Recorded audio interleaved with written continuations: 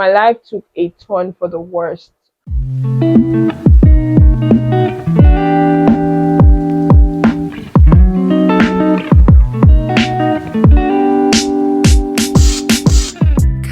Hi guys, welcome back to my channel.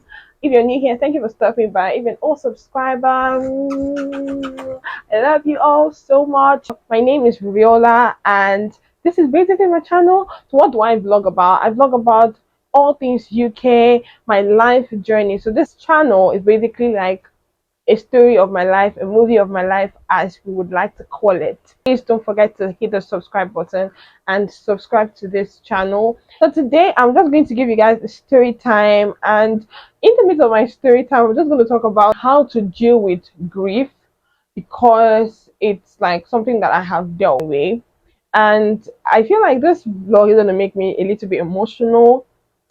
But yeah, I am going to make this vlog now or never.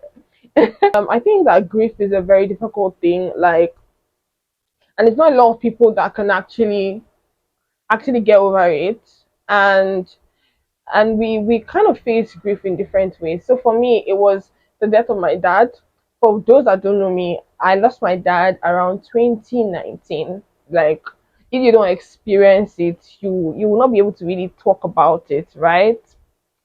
So I lost my dad 2019, and prior to that time that I lost my dad had been like sick, right? And it wasn't like bedridden kind of sickness. It was just like a health issue. It did not cross my mind that it was going to be sickness unto death, right? I thought it was just going to be like he's going to be back to his feet in no time, because I mean he's always been back to his feet. And at the time, I really never thought about my life, as in I really never thought about not having my dad in the picture. I mean, I don't think anybody thinks about losing a parent, right? Nobody really thinks about. I mean, it's something that obviously everybody is going to die eventually, but it's not. I don't think it's something that people think about, and I quite frankly would not wish it on my worst enemy, right? So what happened was my dad was sick, and I remember this day very, very vividly. Like, it's like a picture in my mind. Like, I always remember the day. So apparently it was on the 4th of April. Yeah, it was on the 4th of April, and I'm thinking it was on a Thursday or a Friday. That day was just like a normal day. It was just like a very normal day. And I remember prior to that day, we had people pray over my dad, because he wasn't really feeling well. Like I said, he wasn't feeling well. So people came to pray over him. My mom prayed and all that. And all. There was no signs, so to speak, right? My dad was watching TV, and his brother came over that day. Right? I remember my dad told me to take his food from the dining table to his bedroom, because he was going to eat later on, right? So I did take my dad's food to the bedroom, and towards the time I was literally the only person. Like, my siblings had gone to school, so I was the only one at home at the time. And I remember taking his food to the bedroom, right? And I remember like not seeing him for that day. Throughout that day, I did not have any conversation with him throughout that day. Like, we didn't have any interaction up until the evening of that day, right? My mom came back from work, and she was talking to my dad about something. I think something happened in her school, and she was talking to my dad about it. And then she was like, she has to go to the school, and it's like as if that particular period, my dad called me to go and buy diesel. I mean, diesel to for the gen, right? I was the only child at home at the time. We didn't have any meal around. So I took the money and I went to buy the diesel, right? So when I took the money, I went to go and buy diesel. I came back. My mom was already back home at the time I came back. Oh my god, my mom was already back home at the time I came back. So when she was back, I asked her like, "What do you want to eat?" And she's like, "Okay, I'm gonna eat the leftover rice from the previous day, right?" I was like, "Okay, that's fine." I'm like, she's like, "Okay, make sure you warm me for your dad and warm me for me as well." And I was like, "Okay, I'm going to do that." And when I did that, I just took the food, like I took her food to her, and I took my dad's food to him. Mind you, he was not in the room when like I told you, I didn't have any interactions with my dad, right? Throughout that day, up until just like the morning time, and then up until the evening when he asked me to go and buy diesel. And he didn't even ask me like, directly. He asked my little, it was my little cousin that brought the money to me and everything. So, I went to go. I went to give him the food, and he was in the bathroom. I told him, "Oh, Daddy, I've dropped your food," and he was like, "Okay, I'm coming out." Da, da, da, da. I left, and then I went to the living room where my mommy was, and she was watching. I think she was in between dozing and watching a movie or whatever that was showing on the TV at the time. I can't remember. And then my dad comes out. My dad comes out. He's sitting down, and then he's talking to my mom. Fast forward. My dad was talking about like, okay, where it is changed and everything, and this thing still literally pisses me off to this very day because I felt like, why will you be asking me about your jade like on the air? But yeah, he was asking me about his change, and I was just pissed off, and I just left, and I came back, and then that's when the whole my life changed. I mean, it felt like my life took a turn for the worst from that very moment. So the next thing, my mom is shouting, and my dad is literally lifeless on the floor.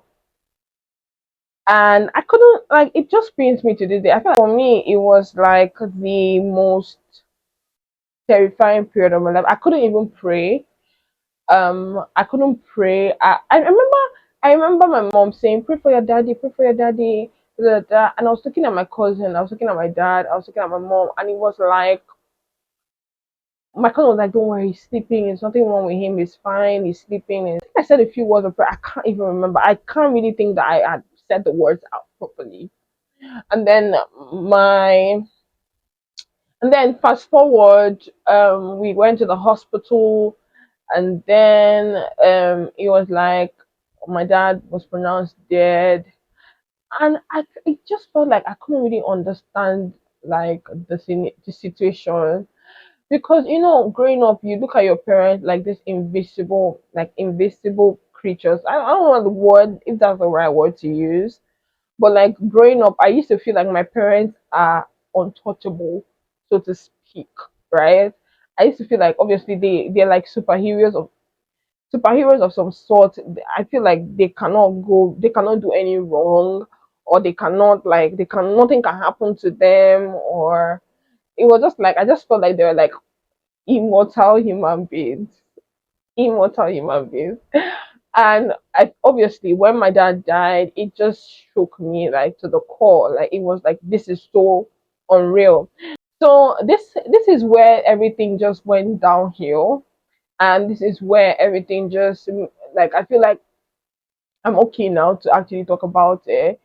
And to be honest, I feel like it's very important. People don't talk about this enough. It's very, very important for you to marry into a kind family, and not only a kind family, a God fearing family, and a family that has love. Because trust me, if you don't marry into a family that has love, if you don't marry into a family that cares about you, a family that has your best interest, don't have that, like that's the worst thing that can happen to any. So I feel like ladies, like as you are praying for husband, pray pray to marry into a good family, because that's what, like, literally at that point in my life I was demoralized. I felt like I was in a Nigerian movie. Like, all these Nigerian movies that when something happens, like the family of the husband, they will now be doing some kind things to the family, to the wife or the children or whatnot. That happened to me. My dad's burial came around. It was the most traumatizing period of my life. I couldn't even go on social media. I felt like my only source was God. And I don't think I've ever prayed in my life like the way the time till my dad passed. I don't think I've ever prayed. And it wasn't even about any, it was just more of like basic safety and just God's peace, because it was like there was so much chaos going on behind the scenes. So it wasn't even about the matter of I was young, I couldn't understand what was going on, because I did understand what was going on. I was fully aware of all the things that was happening. And to be honest, grief is a very, very big thing to deal with. And you have to learn to forgive.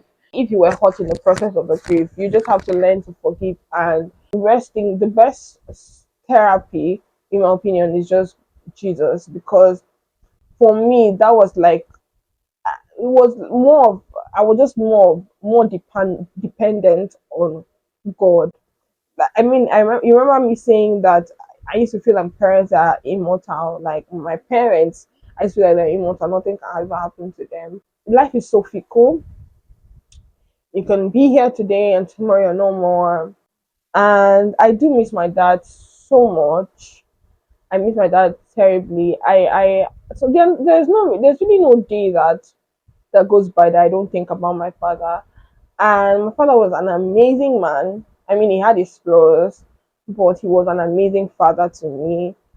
He was an amazing father. I miss my dad so much. I miss his voice. I miss his laughter.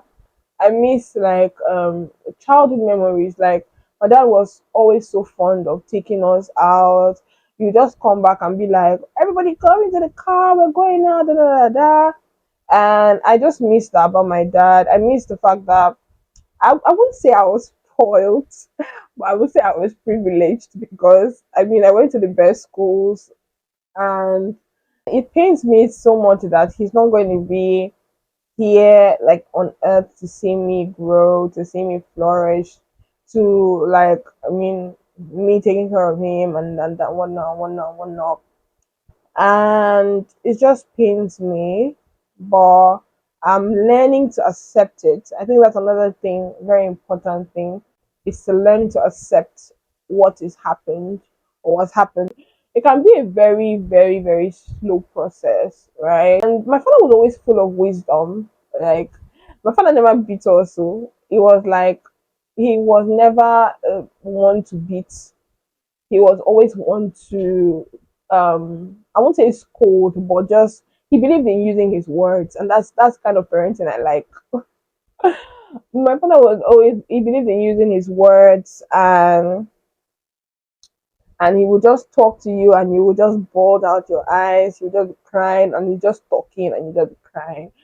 And then that was just basically him. My dad was very practical and very logical, and he's like, if I have, I'll give you. If I don't have, I'm not going to give you. I'm not going to steal to make you happy. And at the end of the day, you have to cut according to your size. Don't go and be showing people that you have arrived. So if they kidnap you, you're your own. You stay there. Grief is not easy, but I would recommend the Bible. I recommend Jesus.